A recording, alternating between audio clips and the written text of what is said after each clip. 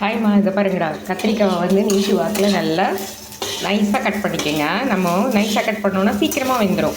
சரிங்களா? எண்ணெய் விட்டு கடுகு, உளுத்தப்பருப்பு, கருவேப்பிலை, காஞ்ச மிளகாய் கிள்ளி போட்டு மஞ்சள் போட்டு நல்லா இதை வதக்கிடுங்க. இதை வதக்கிட்டு அப்புறமா பாதி வெந்ததுக்கப்புறம் சால்ட் போடுங்க.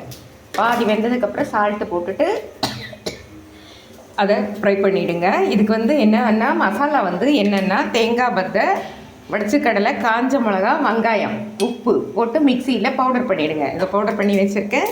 இப்போ அது நல்லா ஃப்ரை ஆன உடனே இதை அதுக்கு மேலே ஃப்ரை பண்ணி அதுக்கு மேலே தெளித்து இறக்கி விட்டுறணும். நல்லா கத்திரிக்காய் வந்து எண்ணெயிலேயே ஃபுல்லாக வதங்கணும்டா. அவ்வளோதான். ஓகேவா?